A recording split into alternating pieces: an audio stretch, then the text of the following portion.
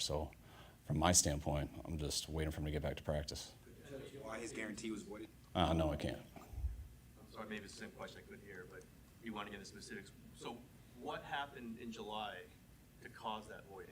I'm not going to get into specifics of that. There was a number of things from July that, to me, is more of a business side, dealing with lawyers and stuff and contracts and stuff that is really not my area of expertise. This is a guy, obviously, the team felt, and you felt good enough to give a very large contract not very long ago. Is there disappointment that it's gotten to this with Brandon and the 49ers? Yeah, of course. I've been coaching over 20 years, and I've never been in a situation where a contract's been voided, so it was extremely unusual to me. And personally, I mean, I imagine you were very in support of him getting a new contract. We know how weird that negotiation was, but do you feel let down by the situation? Yeah, I'm not really there yet. Like, I know everyone got a lot of information yesterday. That was information that I found out in July and kind of dealt with it then. And to me, the contract stuff and guarantees and things like that is really, it's irrelevant to my relationship with the player and my relationship with our team and what we're trying to do this year.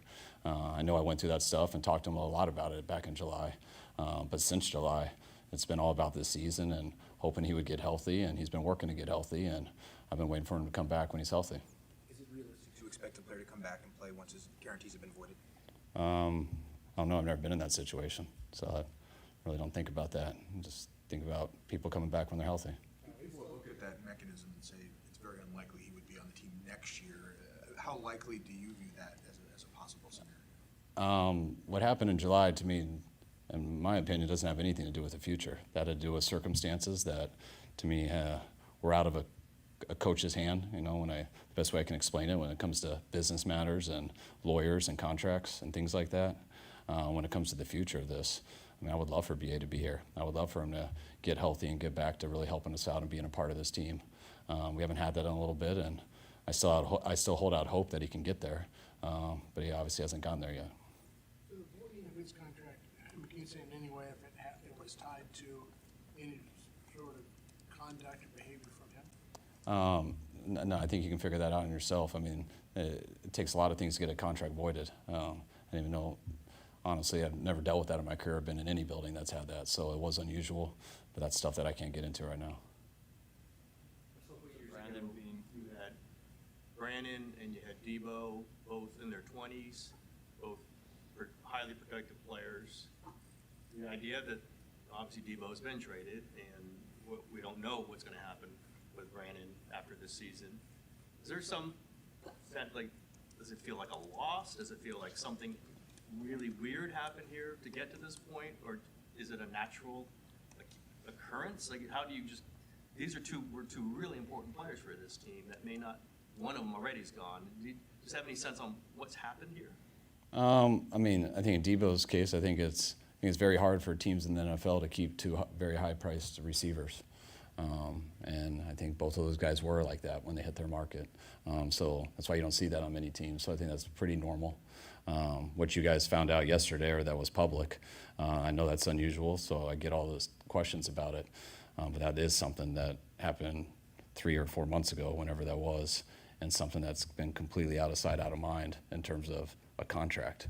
The only thing I've been thinking about is hoping he can get healthy and come back and play for us. I think it was early in training camp. You spoke to Brandon, being engaged, in the team meetings, being around the team. What changed? You'd have to ask him that. Is he still doing rehab in the mornings, Kyle, and then getting out of here? Is he going to meetings at all? Not meetings, but I didn't check today. I know he was at rehab yesterday, though. Is there any concern about him as a person?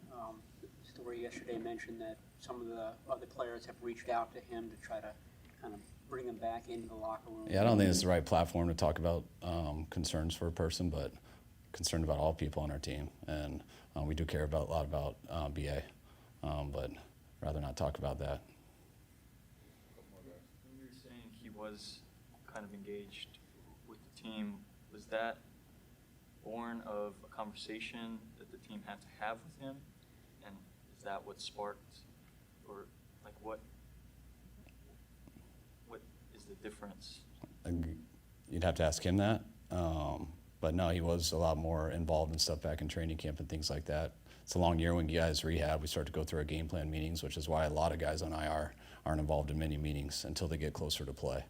And we hope that he's getting closer to play, but he hasn't got there yet. How do you feel about just what you have going in Monday night that you've had for the last couple months in terms of the receiving corps? It's essentially at full staff now then without Brandon. I feel real good. I think our guys have stepped it up all year. We've been in a lot of tough situations, especially earlier on. You know, when we lost Ricky, Juwan not being healthy, D-Rob on a suspension. So I think guys, KB, Sky, all these guys have stepped it up big time. Even the tight ends, you know, with Kittle going out, Luke stepped it up, and I think JJ's at his healthiest point right now that he's been all year, which is awesome. And getting Ricky back last week is a huge step for us. He hasn't been on the injury report, but it seems like he's playing a little bit better. Is it because his health has gotten better? Yeah, no doubt. I mean, he had a serious injury back in training camp. I think he missed like 3 weeks and got cleared for week 1. But like you guys been doing all this long enough too. Usually when a guy misses camp because of injury, it takes him a while, and he's battled through that. I know he played through a lot of stuff early on, getting back. But I really feel now he's playing at his highest level, the best he's been all year, and I've seen him improve here over the last 4 weeks. A random question I'll just ask. You've always deferred when you win the coin toss, go on defense first. At this point, with all the injuries on defense and all your offensive guys mainly coming back, would you think about taking the ball first if winning the coin toss, or is it just strictly you're going to defer and take the ball to start the second half? Well, I usually side with the analytics of what gives you the best percentage to have the most possessions. If we got really worried about the other team scoring first, and we thought being down 3-0, 7-0 was the biggest difference, then I would defer. I mean, then I would choose to have the ball. I don't think really in any absolutes, but it is hard to convince me that the best chance to win is the best percentage of having the ball the most. I have a McCaffrey question, and Ed McCaffrey question. I know that you admired him when you were a teenager. Were you thinking at that point that this could be somebody that I could be in Ed McCaffrey, you know, in 10 years, that sort of thing? I did, because I didn't know enough about football. I idolized Ed and Rod, but that ship sailed, I think, when I was an insecure, very skinny junior, and I was talking to Ed and thinking he'd make me feel better, and I was like, man, but how much did you weigh in high school? You were pretty skinny too. When did you get all big? And he's like, oh, I was a tight end in high school. I had to lose weight when I went to college, and that's when I realized, even though I should have on my own, that we're not at all the same guy. You mentioned that the team's obviously better with Brandon Aiyuk. How frustrating is it when the business of the league overrides the sport?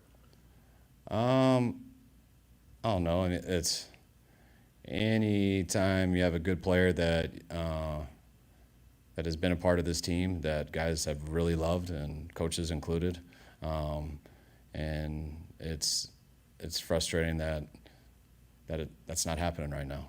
And but when you talk about like now and stuff, that's what I kind of went through some of this frustration back in July. I thought after we went through that, I thought things went pretty well, though, that we would have a chance for him to come back and play for us, and I'm still holding out hope on that. It'll be July before training camp. Yeah, right when training camp started. So whatever that date is, it's that week of July. The conversation you had with him, the focus was to try to eliminate as much of the distraction of his contract situation from the team. What, Try to, from when? when you had that conversation with Brandon in July, you know, about his contract situation, was your focus on trying to eliminate that as a distraction? Yeah, I think it's, it was a while ago. So, but no, it was more just when big things happen, you want to talk to guys about it, see where they're at about it, catch up on it, like understand what's going on and get on the same page. And I think that's really what it was about. All right, thanks, guys.